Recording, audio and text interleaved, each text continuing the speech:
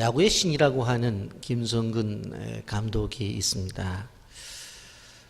그분이 감독을 하면서 느낀 점을 책으로 썼는데 그 책의 제목이 리더는 사람을 버리지 않는다라고 하는 책을 썼습니다. 많은 감독들이 배울 것이 많습니다만은 특별히 김성근 감독에게는 배울 것이 많다고들 이야기를 합니다.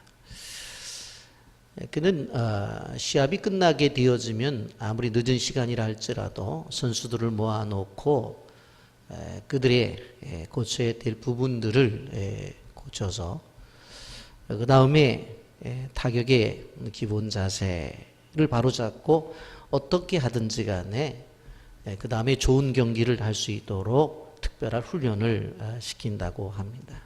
그런데 이것이 야구 경기에서 뿐만 아니라 우리는 신앙생활에 있어서도 이런 신앙의 어떠한 기본, 영적인 세계 속에서도 기본이 튼튼해야 된다고 하는 것을 우리는 알 수 있습니다. 오늘 본문에는 두 가지의 사건이 나타나는데 하나는 산 위의 사건과 또 하나는 산 아래의 사건입니다. 변화산상의 사건이 산 위의 사건이고 그리고 산 아래 사건은 귀신 들린 아이를 고친 사건이 산 아래의 사건인데 오늘 이 본문을 통해서 우리는 신앙의 기본적인 자세가 어떤 것인가 하는 것들을 좀 생각해 보려고 합니다. 여러분 마태복음 8장에서 예수님께서 십자가의 길을 말씀을 하십니다마는 제자들이 그 사실을 잘 받아들이지를 못합니다.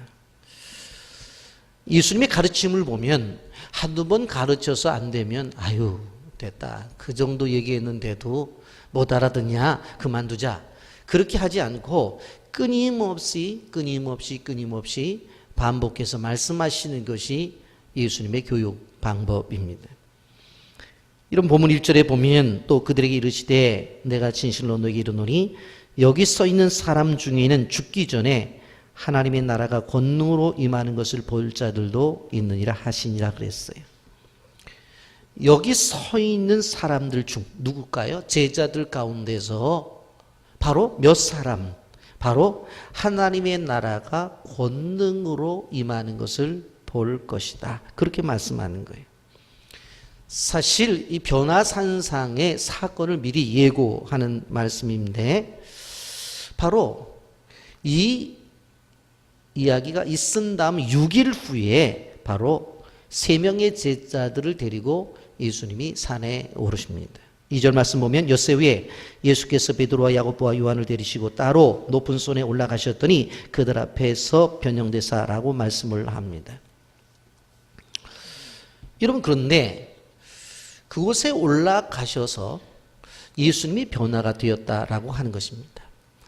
그전에는 보통 산이었어요. 그런데 이때 예수님께서 예수님의 제자들 베드로와 야고보와 요한 이 3명을 데리고 올라갔단 말이에요. 그랬더니 거기서 어떤 일이 벌어져요? 바로 이게 예수님의 변화된 모습을 발견하게 된 것입니다.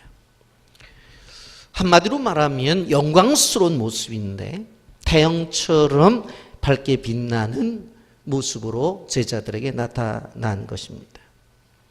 그럼 예수님은 이 세상에 오실 때 인간의 몸을 입고 오셨습니다. 그래서 그것을 신학적으로 인성을 입으셨다 그렇게 말을 합니다. 그러나 본질상 그분은 하나님이십니다. 3절에 그 모습을 어떻게 표현합니까? 그 옷이 광채가 나며 세상에서 빨래하는 자가 그렇게 희게 할 수 없을 만큼 매우 희어졌더라 그렇게 말씀합니다. 예수님의 본래의 모습 하나님으로서의 예수님의 모습이 드러났다라고 하는 것입니다. 그런데 그 장소에 바로 모세와 엘리야가 나타난 것입니다. 우리가 생각해 볼 때에 이 모세는 예수님보다 1500년 이전에 활동을 하시던 분입니다. 그리고 엘리야는 예수님보다 800년 이전에 선지자로 활동을 하신 분들입니다. 한마디로 말하면 구약을 대표하는 인물들입니다. 그런데 그 장소에 이 모세가 나타났고 그 장소에 엘리야가 나타났다라고 하는 것입니다. 그러면 이 본문이 보여주는 의미가 무엇이냐라고 하는 거예요. 도대체 예수님께서 제자들을 데리고 산에 올라가셔서 바로 모세를 보여주고 엘리야를 보여줬어요. 그리고 자기도 원래 인성을 가진 그러한 주님이셨지만 그 변화산상에 올라가서는 신성을 가지고 계신 예수님 보여주셨다. 그 영광스러운 모습을 보여주셨어요. 왜 그러면 이런 모습을 보여주셨나 하는 것입니다. 여러분, 하나님이 제자들을 향한 의도가 도대체 무엇이냐는 것입니다. 바로 예수님께서 제자들을 데리고 그 산에 올라가셔서 이렇게 한 것을 보여준 도대체 의도가 도대체 무엇이냐라고 하는 것입니다. 우리가 가정의 달에 가정을 중심으로 해서 메시지를 전했기 때문에 좀 버리실 수도 있는데 그 이전에 우리가 마가복음의 말씀을 계속 들어왔어요. 그런데 마가복음 8장에서 무엇을 말씀했어요? 십자가를 말씀한 거예요. 예수님께서 십자가를 말씀했어요. 그런데 그 십자가에 대해서 제자들이 어떻게 해요? 기피하잖아요. 원치 않는다고 그랬잖아요. 그런 일이 있은 다음에 바로 9장으로 넘어가서 이 변화산 사건이 나타나는 거예요. 그러면 하나님이 가르쳐 주시고자 원하시는, 예수님이 말씀하시고자 원하시는 것이 무엇인고 하면 바로 제자들은 8장에서 이 고난을 기피하고 고난을 원치 않는다고 말을 했지만 그러나 한번 보자는 거예요. 무슨 뜻입니까?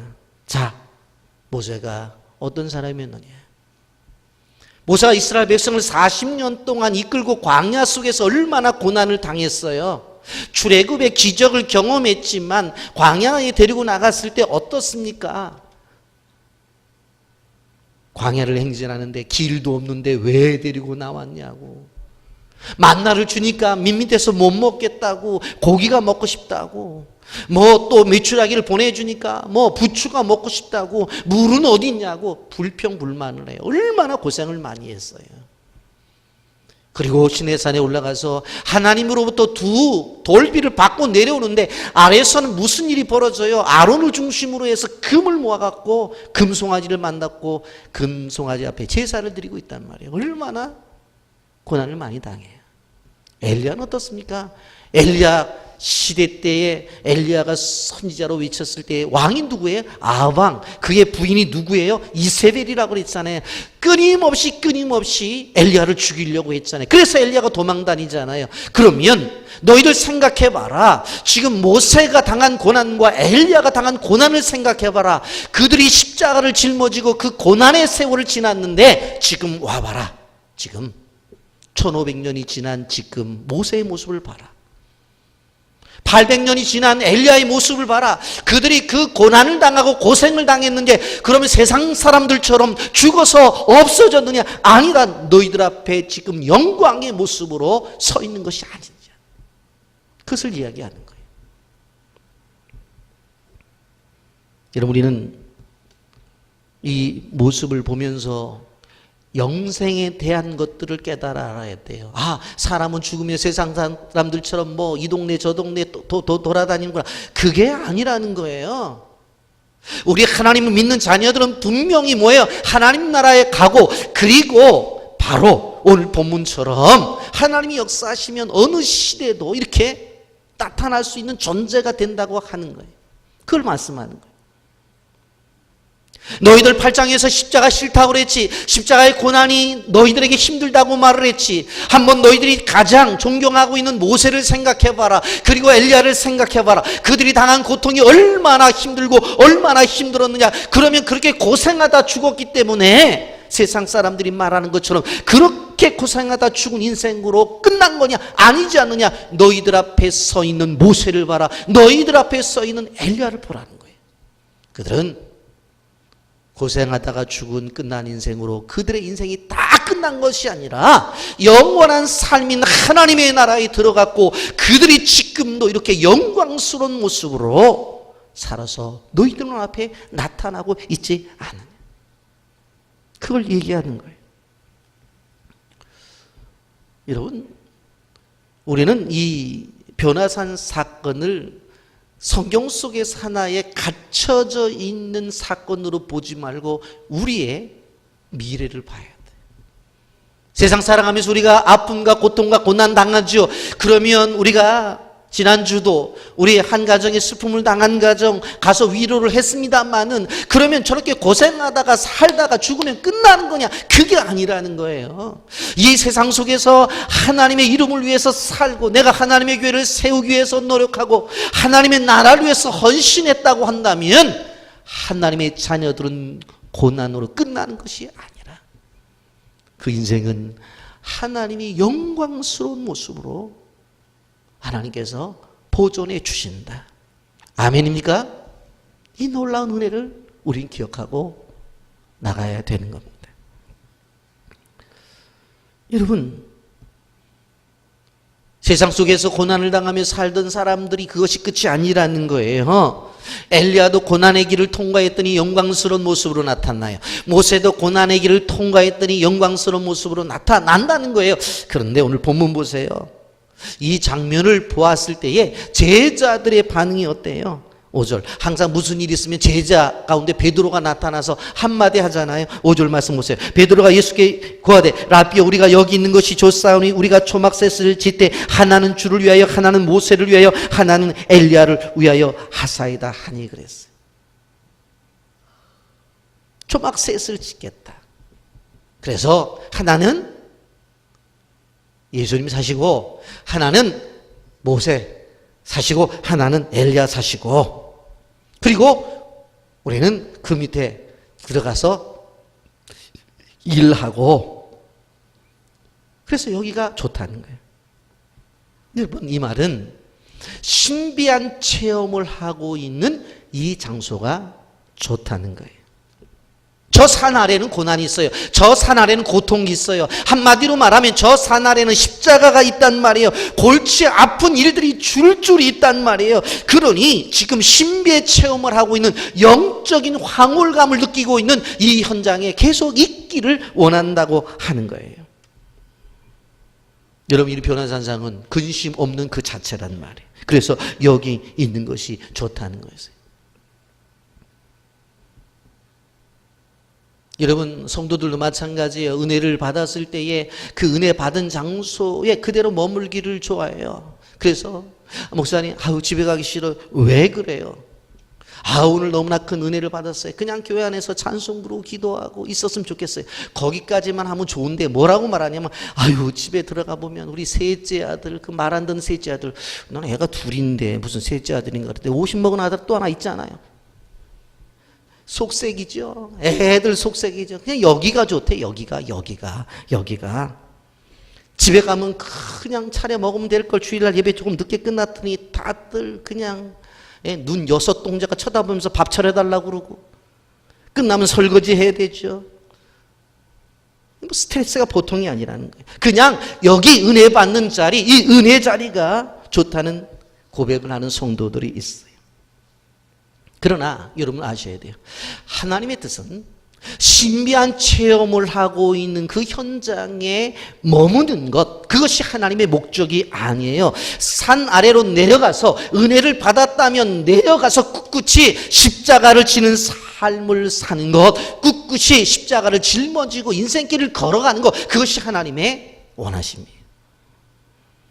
여러분 무엇보다도 성도들에게 일상생활이 중요하다는 것을 아셔야 돼요. 가정생활, 직장생활, 사회생활, 그 속에서 그리스도인으로 살아내는 게 중요한 거예요. 여러분, 여기 있는 것이 좋다고 하는 것은 도피적인 신앙이에요. 성도들은 은혜를 받고 나서는 세상으로 나가야 돼요. 세상에 비치고 세상의 소금이라고 주님이 말씀하셨어요. 그런데 제자들은 뭐라고 말해요? 초막 셋을 짓겠다고 말을 해요. 여러분 생각을 해보세요. 초막 셋을 짓겠다고 말하는데 자기들은 하나는 예수님 사시고 하나는 엘리야 사시고 하나는 모세 사시라고 그러는데 예수님에게 초막이 무슨 의미가 있어요? 모세에게 초막이 무슨 의미가 있냐고, 엘리야에게 초막이 무슨 의미가 있냐고. 그 사람들은 이미 신앙의 선조로서 하나님 나라에서 영광을 누리며 살고 있던 사람인데 뜻이 있어서 순간적으로 나타났을 뿐인데 이분들에게 있어서 초막이 무슨 의미가 있냐고. 의미가 없어요. 누구 좋으라고? 자기들 좋으라고. 그 요구를 하고 있는 거예요.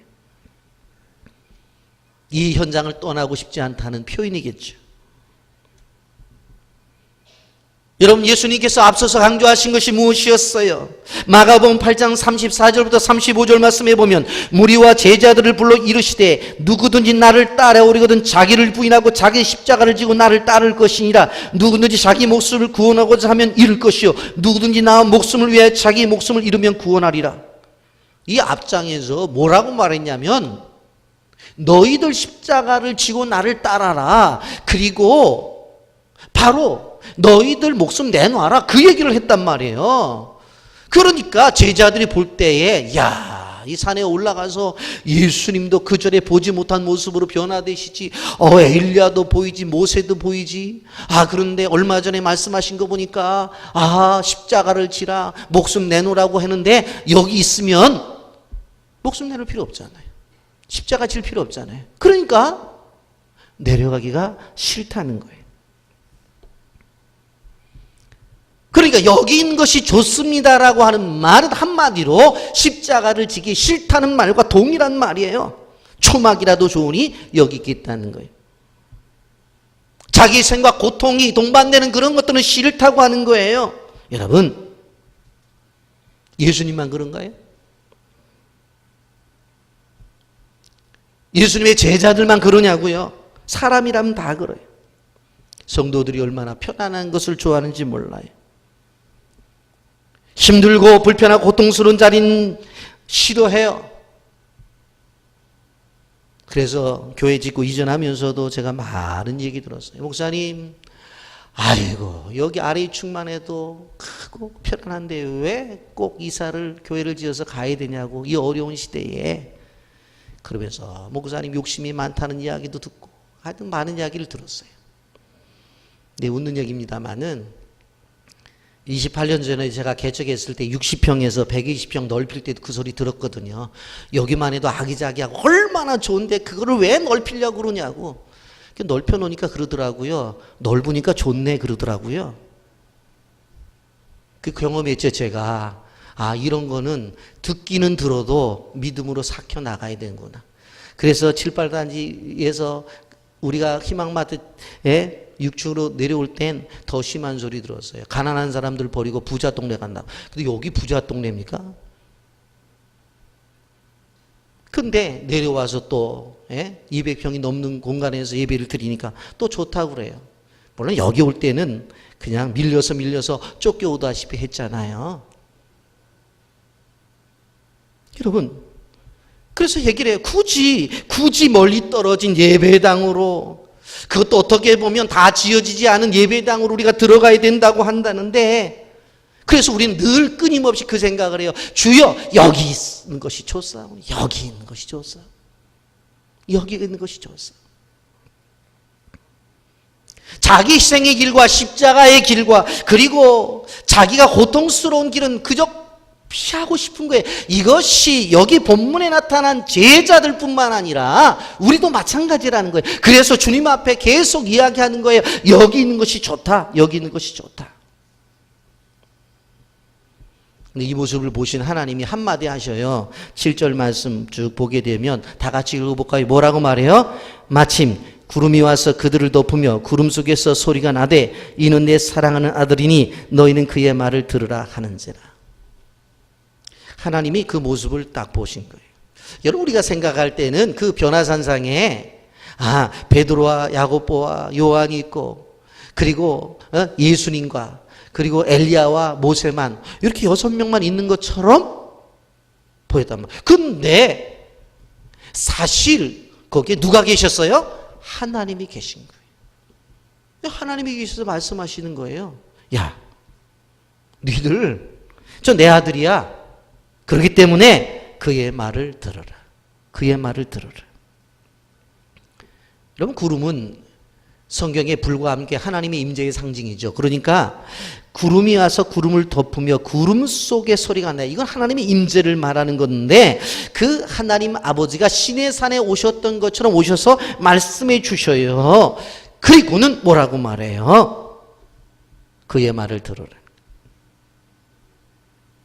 구약의 시내산에서 경험했던 놀라운 영광의 체험을 다시 한번 하게 된 거예요. 그러면서 말씀하신 거예요. 이는 내 사랑하는 아들이니 너희는 그의 말을 들으라.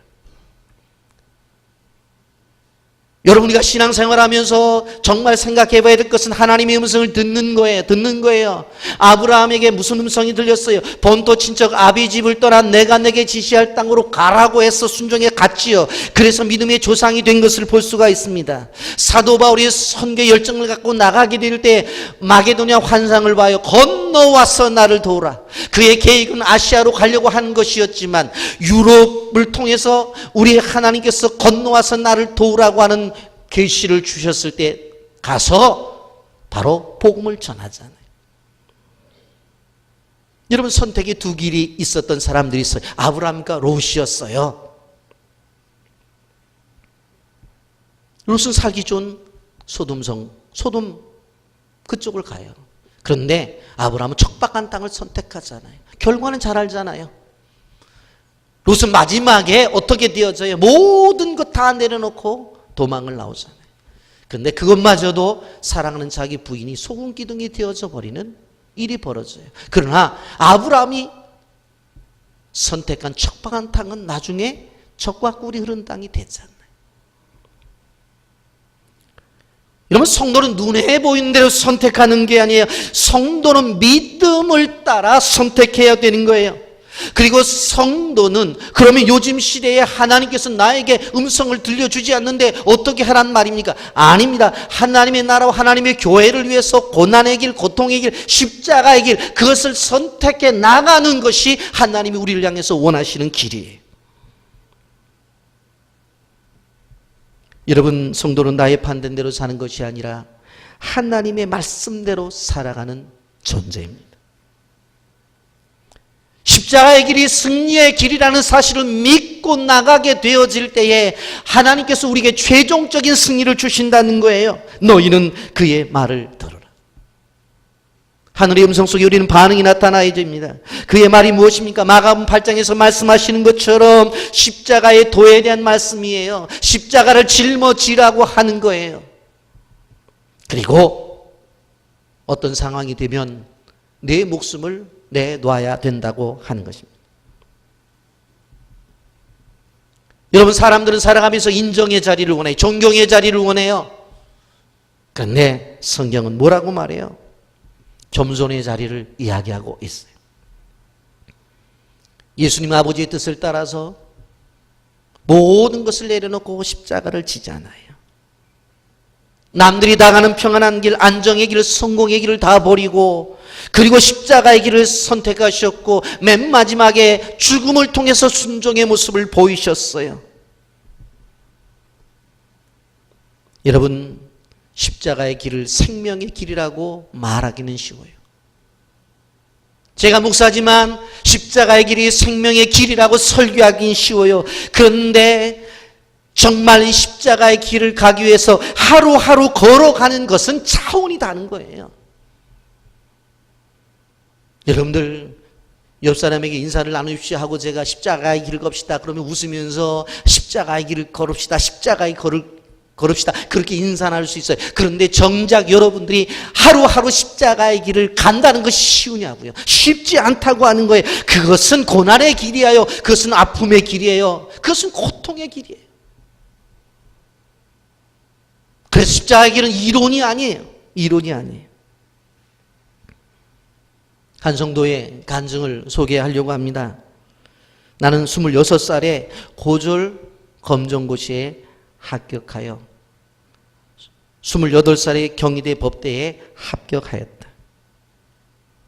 우리 집은 항상 언제나 6시면 환갑이 넘으신 어머니는 공장으로, 형님은 리어커 행상으로, 나는 도서관으로 향하는 것이 하루의 시작이었다. 그리고 밤 10시가 되면 모두 지치고 피곤한 몸으로 다시 모여들었다. 차비가 없는 나는 답심리에서 1시간을 걸어 등교하는 일들이 빈번했다. 너무나 피곤한 때면 누님 집에 가서 잠을 자고 집으로 향했다. 그나마 이런 생활은 오래되지 않았다. 그의 늦가을 안개 지척을 불간할 수 없을 새벽에 나는 여느 날과 다름없이 누님 댁에서 잠을 자고 아침을 먹고자 집에 갔다. 그런데 웬일인가 방에 불이 켜 있지 않은 채 방문이 열려 있었다. 어머니와 형님은 이 세상 사람이 아닌 줄 알게 되었다. 방새가 울을 때마다 달동네에 내몰리다가 드디어 연탄가스가 나는 집에 이사를 와 그만 어머니와 형님이 돌아가셨다. 그가 이런 고백을 하면서 하나님 앞에 질문을 하는 거예요. 하나님, 왜 내 인생에 이러한 일이 있어야 됩니까? 왜 이런 일들이 있어야 됩니까? 근데 이분의 간증 속에 이런 고백을 해요. 내가 이렇게 힘들게 살았지만 나는 하나님을 선택했다는 거예요. 하나님을 믿고 나갔다는 거예요. 그리고 꾸준히 공부해서 사법시험에 합격을 하고 시간이 많이 흘러서 지금은 경희대 로스쿨 원장이 되었다. 바로 신실한 그리스도인, 바로 정영균 교수의 이야기입니다. 여러분, 우리가 인생을 살아가면서 십자가의 길을 간다는 것이 쉽지 않아요. 그런데 하나님 그걸 요구하세요. 제가 2주 전에 제가 아는 장로님의 전화를 받았어요. 그 모교의 장로님이니까 그동안 가끔 저하고 통화를 했었는데 전화를 하자마자 대성통곡을 하는 거예요. 우는 거예요. 목사님, 이로주가 있습니까? 제가 깜짝 놀라서 아니 왜 그러세요? 그랬더니 그 아들이 하나님 앞에 헌신해서 이스라엘 선교사로 떠나요. 제가 교사 때 가르쳤던 아이니까 알잖아요. 그런데 아이가 있으면 선교에 불편하다고 해서 이 아들 선교사가 아이들을 갖지를 않아요. 열정을 다해서 선교를 했는데 갑자기 몸에 이상이 온 거예요. 병원에 갔더니 얼마 못 산다는 거예요. 그래서 제가 그 장로님 빨리 한국으로 데리고 들어오라고 그랬더니 비행기를 탈 수 있는 몸이 아니라는 거예요. 그리고 뭐라고 말을 하냐면 자기는 여기서 그냥 자신의 인생을 마감할 테니까 어머니 아버지 들어오지 말라고 하면서 전화를 끊더라는 거예요. 그러면서 또 하나는 딸이 하나 있어요. 그런데 이게 유방암이 걸렸어요. 젊었을 때. 그러다 보니까 결혼도 못했어요. 근데 이전에 한번 저한테 이야기를, 목사님 저는 자손이 없어요. 그런 얘기를 하더라고요. 그래서 왜요? 그랬더니 그런 얘기를 하면서 자기가 나중에 죽으면 그냥 화장해서 흐르는 물에다 던져달라고 그렇게 얘기를 했대요. 묘지를 만든다고 해도 와서 뭐 찾아올 사람도 없고. 그런데 그 딸이 또 암이 재발한 거예요.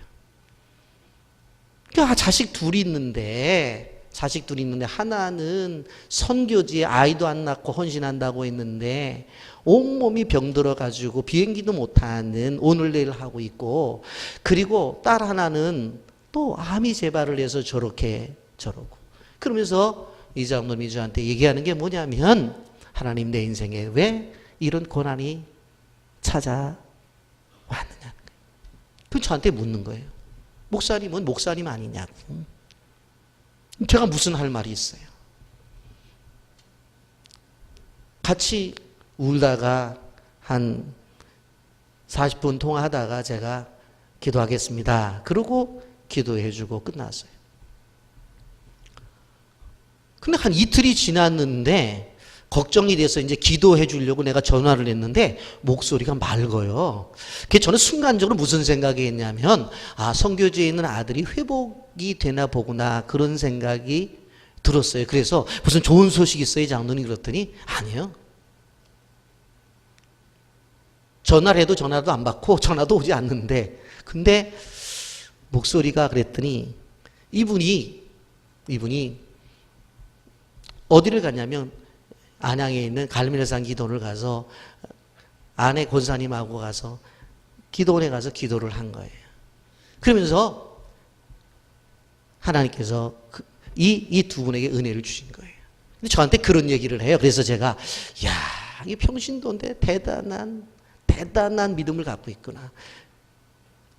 저한테, 목사님, 그 아이들 준 것도 하나님이고 데려가시는 것도 하나님이고, 그래도 나는 큰아이가 선교사로 갔고 둘째 아이는 선교단체의 간사로서 오래 근무했다고, 그리고 나는 교회 장로로서 정말 그동안 행복한 삶을 살았습니다. 하나님이 그렇게 하신다는데 내가 무슨 말을 하겠습니까? 제가 기도원 가서 기도한 다음에, 내가 여기까지 오면서 하나님이 인도하심을 믿었는데 지금 내가 생각할 때 힘들고 어렵다고 해서 내가 어떻게 하나님을 버립니까? 그러면서 이렇게 얘기하는 거예요. 자기는 하나님밖에 없대. 하나님밖에 없대. 하나님한테 원망을 하면서도 하나님밖에 없다는 거예요. 하나님 앞에 불평을 하면서도 하나님밖에 없다는 거예요. 왜? 자기 인생을 인도하신 분이 하나님이기 때문에 앞으로도 그분께 의탁할 수밖에 없다는 거예요. 제가 너무나 큰 은혜를 받았어요. 야, 이렇게 신실한 믿음을 갖고 있는 분들이 계시구나. 여러분, 십자가를 지는 삶이라고 하는 것은 편안한 삶이 아니에요. 그냥 학생들이 SNS하고 컴퓨터 게임만 하고 밤을 새우면서 놀이하고 그런 것들이 아니에요. 학생들이 십자가를 지는 삶이라고 하는 것은 무엇이에요? 열심히 공부하는 거예요. 직장인들이 얼마나 스트레스가 많아요. 보면 압박, 어려움들. 그러나 그 속에서 견뎌내는 것이 십자가를 지는 삶이에요. 여러분, 5월 마지막 주일간을 보내고 있는데, 여러분, 가정도 마찬가지예요. 제가 성도님들 중에 그런 이야기들 하는 분들이 계세요. 목사님, 이 남자랑 계속 살아야 될까요? 살아야 될까요? 저한테 묻지 마세요. 답은 뭐예요? 항상 저는 사십시오. 살으라는 얘기밖에 안 해요, 저는. 어떤 사람은 외도를 해서 속을 썩이고, 어떤 사람은 돈을 안 벌어 힘들게 하고, 어떤 사람들은 언어폭력부터 시작해서 더 나가서 신체폭력까지 이루어져요. 아내에 대한 인정을 안 해요. 그러한 구조 속에 살아가다 보면 힘들어요. 그런데 어떻게 하겠어요? 그게 십자가라면 짊어져야 되는 것이지. 여러분, 우리가 기억해야 될 것이 무엇인가 하면, 십자가의 길을 가게 되어질 때에 주님이 우리와 함께 하신다는 거예요. 고난이라고 집어 던져버리고 아픔이라고 집어 던져버리면 주님이 함께 하심을 경험할 수 없어요. 그 고통과 아픔 속에서 같이 가게 되어지면 주님이 함께 하시는 거예요. 그리고 더 나가서 그 십자가의 길을 통과하면 영광의 길이 준비되어져 있다고 하는 거예요. 그게 오늘 본문이 가르쳐 주는 거예요. 모세가 당한 고난의 길을 다 지내고 엘리야가 경험하는 고난의 길을 다 지났더니 그들의 존재가 사라져버린 것이 아니라 바로 변화산상에서 베드로와 야고보와 요한이 올라간 그 현장에 바로 나타났다라고 하는 것입니다. 여러분, 우리가 기억해야 될 것은 무엇인가 하면은 이러한 하나님의 은혜가 있다는 거예요. 그러면서 예수님이 제자들에게 경고하죠. 9절 보면 그들이 산에서 내려올 때 예수께서 경고하시되 인자가 죽은 자 가운데서 살아날 때까지는 본 것을 아무에게도 이르지 말라 하시니라 그랬어요. 하나님이 제자들에게 주신 말씀이 뭐예요? 예수님의 말을 들으라고 그랬잖아요. 예수님의 말은 뭐예요? 내려가자는 거예요. 그런데 내려가면 어떤 일이 벌어질 것인가 하는 것들에 대한 예시적인 말씀이 나와요. 여러분, 인생의 결론을 아는 사람은 충분히 그 인생의 고난 속에서도 견뎌낼 수가 있어요. 그 인생 속에서 결론을 아는 사람은 바로 지금 어려워도 이겨낼 수가 있어요. 그런데 이 결론이라고 하는 것은 인간의 눈으로 안 보여요. 우리의 눈이지만 뭐로 봐야 돼요? 믿음의 눈으로만 보이는 거예요.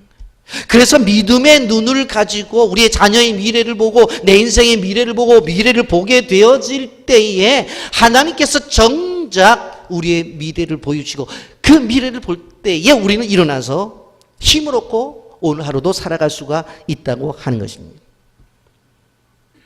십자가의 길을 갈 때 예수님이 함께 하신다는 사실을 기억하시기를 바랍니다. 여러분, 그러면 산 아래에서 어떤 일이 벌어지는가? 산 아래에서는 서기관들과 제자들의 논쟁이 벌어졌고 어떤 귀신 들린 아이 하나를 아버지가 데리고 왔는데 제자들이 고치지 못하는 그러한 일이 벌어진 거예요. 그런데 한번 보십시오. 변화산상에서 그 놀라운 체험을 하고 내려왔는데 제자들이 못 고쳤거든요. 그런데 정작 그 아이를 고친 것은 누구예요? 변화산상에서 체험한 제자들이 고친 것이 아니라 예수님이 고쳤다는 거예요. 변화산상에서 변화를 체험했다고 해서 우리의 현실이 순간적으로 바뀌어지느냐? 그렇지 않을 때 많아요. 여러분, 변화산상의 체험은 체험이고 현실은 현실일 때가 많아요. 변화산상에서의 체험이라고 하는 것은 오늘을 살아가는 이 십자가의 길, 고난의 길을 견뎌내는 힘을 얻는 것이지 변화산상의 체험이라고 하는 것이 오늘의 현실을 한순간에 딱 바꿔버리는 것은 아니라고 하는 것을 우리가 알아야 되는 거예요. 그러니까 우리가 은혜를 받으면 어떤 어려움이 와도 견뎌내잖아요. 우리가 은혜를 받으면 어떤 고난이 와도 그걸 참아내잖아요. 그러니까 은혜 받는 거 분명해요. 왜? 그러다 보면 하나님이 준비하신 해결이 우리에게 있다는 거예요. 산 아래에서 소란이 벌어졌어요.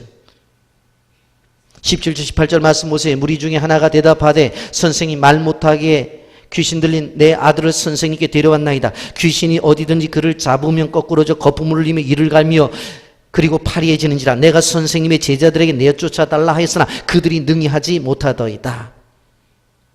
제자들에게 데려왔는데 못하는 거예요. 근데 25절에 보면 예수님은 그 아이 속에서 역사하는 악한 영에 대해서 분명히 얘기를 해요. 예수께서 무리가 달려와 모이는 것을 보시고 그 더러운 귀신을 꾸짖어 이르되 말 못하고 못 듣는 귀신아 내가 내게 명하노니 그 아이에게서 나오고 다시 들어가지 말라 하시며 그랬어요. 여러분, 아브라함의 자손이라고 그랬으니까 끊임없이 하나님 믿었던 사람들이죠. 그런데 고난이 찾아온 거예요. 그런데 귀신의 특징이 22절에 나옵니다. 귀신이 그를 죽이려고 불과 물에 자주 던졌나이다 그러잖아요. 자꾸 생명을 빼앗아 가려고 이렇게 자해 행위를 하도록 하는 거예요. 여러분, 오늘날 현대 의학에서는 이러한 증상에 대해서 대부분의 의사들은 정신과 질환이라고 그렇게 말을 해요. 왜? 영적인 세계를 인정하지 않기 때문에. 그러나 우리는 알아야 돼요. 물론 정신적인 고통 속에 있는 정신치료를 받아야 되는 사람들도 있지만 오늘 여기에 나타나는 것처럼 악한 세력과 악한 영들에게 붙잡혀 있는 사람들도 있어야 되는 거예요. 근데 그런 걸 자꾸 부정하려고 교회 안에서도 그래야지만 조금 막 현대적인 크리스천처럼 생각하는 사람들이 있어요. 그렇지 않아요. 물론 극단적인 양극단에 빠져서는 안 돼요. 이런 얼마 전 2018년 5월 17일에 추정 60분의 피복음 교회라는 교회가 방영이 되었어요. 보신 분들 있을 거예요. 충격적이었죠. 교주가 병 걸린 사람들에게 예수의 피, 예수의 피, 예수의 피, 예수의 피 그러면 다 병이 낫는다는 거예요. 아, 그래가지고 제가 영상에 들어가서 쭉 제가 봤더니 야, 무섭더라고. 예수의 피, 예수의 피, 예수의 피, 예수의 피 그럼 다 낫는데. 근데 마지막 제가 깜짝 놀란 게 자기가 병 들었더니 병원 갔더라고. 그 뭐야 그게.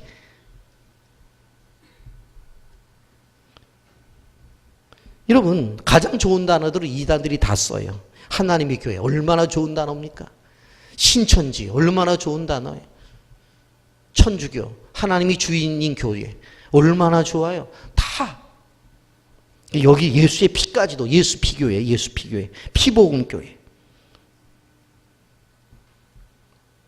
이런 세상을 살아가면서 바이러스가 존재하듯이 영적인 더러운 영들, 타락한 천사들이 존재한다고 하는 것을 우리는 기억해야 돼요. 그렇다고 한다면 이러한 악한 영들이 있었을 때 이 문제를 어떻게 해결해야 되느냐? 오늘 이것을 이겨내는 방법에 대한 말씀을 전하면서 오늘 말씀을 정리하려고 합니다. 예수님께서 이런 악한 세력들을 이기는 방법에 대해서 두 가지로 말씀을 하고 있어요. 첫째는 믿음이고 둘째는 기도예요. 하나로 묶으면 믿음의 기도라고 말씀을 드릴 수가 있어요. 예수님이 쫓아냈어요. 그랬더니 어떠한 일이 벌어집니까? 23절 보세요. 예수께서 이르시되 할 수 있거든이 무슨 말이냐? 믿는 자에게는 능히 하지 못할 일이 없느니라. 이 제자들에게 데려와도 못 고치고 있습니다. 이거 어떻게 했으면 좋겠습니까? 그랬더니 예수님이 뭐라고 말을 해요? 할 수 있거든이 무슨 말이냐? 믿는 자에게 능히 하지 못할 일이 없느니라. 예전 성경에는 능치 못할 일이 없느니라 그랬어요. 여러분 이 본문 이 귀절을 다른 상황 속에서도 많이 사용을 하는데 사실 성경을 할 때의 1차적인 해석은 바로 그 본문에 준해서 해석하는 게 가장 중요해요. 가장 정확하고. 그러니까 예수께서 이르시되 할 수 있거든이 무슨 말이냐? 믿는 자에게 능히 하지 못할 일이 없느니라. 이 말씀은 가장 1차적인 해석은 뭐예요? 악한 세력 앞에서 그들을 다 내어쫓고 악한 세력 앞에서 우리가 그들을 무너뜨릴 수 있는 능력이 우리에게 있다는 믿음을 가지라는 거예요. 아멘입니까? 이 권세 우리가 있어요. 사탄을 쫓아낼 수 있는 권세, 악한 세력을 쫓아낼 수 있는 권세, 세상 쉽게 표현하면 귀신을 무너뜨릴 수 있는 권세가 누구에게 있어요? 우리에게 있어요. 우리의 믿음. 이런 마가복음 16장 17절 보세요. 믿는 자들에게는 이런 표적이 따르리니 곧 그들이 내 이름으로 귀신을 쫓아내며 새 방언을 말하며 그랬어요. 믿는 자들에게는 이러한 표적이 따른다 그랬어요. 믿음. 두 번째 기도입니다. 그래서 귀신을 내어 쫓아내자 애가 건강해졌죠. 그래서 제자들이 와서 물었어요. 얼마나 창피하겠어요. 자기네들은 못 쫓아냈는데 아니 선생님 이거 어떻게 해서 이런 일이 있습니까? 28절 보세요. 집에 들어가시며 제자들이 조용히 묻자오되 우리는 어찌하여 능히 그 귀신을 쫓아내지 못하였나이까? 29절에 예수님의 대답입니다. 다 같이 읽습니다. 시작. 이르시되 기도 외에 다른 것으로는 이런 종류가 나갈 수 없느니라 하시니라. 기도로 귀신을 쫓아, 기도로 악한 영들을 무너뜨리는 거예요. 할렐루야. 기도원을 세운 최자실 목사님은 수많은 금식 기도를 통해서 이러한 악한 세력들을 물리치는 능력을 받게 되어지는, 그래서 오살리 금식 기도원을 만들죠. 여러분 악한 세력이 역사하면 뭔가 마음이 불안해요. 머리가 아파요. 왠지 안절부절해요. 그리고 하던 일들도 안 돼. 그러면 이런 것들을 물리칠 수 있는 두 가지의 방법이 뭐라고요? 믿음 그리고 기도. 믿음, 기도. 그래서 어두운 영들이 우리의 가정에 더러운 영들이 우리의 자녀들을 향해서 다가오지 못하도록 해야 되는데 그것을 할 수 있는 방법을 가르쳐 주잖아요. 우리가 믿음을 가지고 기도하면 이러한 악한 세력들이 내 주변에 올 수 있다 없다? 없다. 여러분 우리 교회도 마찬가지입니다. 새 성전으로 이사가 이를 텐데 믿음이 있어야 돼요. 그리고 기도가 쌓여야 된다고 하는 것입니다. 하나님이 원하시는 분량의 기도가 채워질 때에 하나님의 역사가 나타나는 거예요. 그렇기 때문에 끊임없이 믿음의 기도를 우리는 드려야 된다고 하는 것입니다. 하나님의 교회가 기도로 지어질 때 악한 세력들이 틈타지 못해요. 그리고 그 공간은 영적인 방주가 될 수가 있다고 하는 것입니다. 구원받은 백성들이 늘 찬송하는 바로 하나님의 나라가 될 수 있다고 하는 것입니다. 말씀을 정리합니다. 변화산에서 하나님의 임재가 있었습니다. 그런데 산 아래에서는 어떤 일이 벌어져요? 귀신 들린 아이가 제자들에게 찾아오지만 어쩔 수 없는 상황이 되어져 버리는 것을 볼 수가 있습니다. 베드로와 야고보와 요한은 끊임없이 산 위의 황홀한 환경 그 속에 살기를 원했지만 주님은 어떻게 했어요? 내려가자라고 말씀합니다. 왜냐하면 하나님이 원하시는 목적이 분명히 있었기 때문에 그렇습니다. 그래서 하나님이 뭐라고 말해요? 그의 말을 들으라 라고 말씀합니다. 여러분 이 시대 속에서도 하나님의 음성이 들려져요. 그런데 그 음성이 무엇입니까? 바로 산 아래로 내려가라는 거예요. 세상 속으로 들어가라는 거예요. 아픔의 현장으로 가라는 거예요. 그러면서 주신 말씀이 무엇입니까? 아무리 세상이 그렇게 힘들고 어렵더라도 우리에게 주신 것이 있다. 그것이 무엇이냐? 믿음이다. 할 수 있거든이 무슨 말이냐? 믿는 자에게는 능히 하지 못할 일이 없느니라. 그리고 너희에게 또 하나의 무기가 있다. 그것은 바로 기도 이외에는 이런 종류의 유가 나갈 수 없다고 하는 것입니다.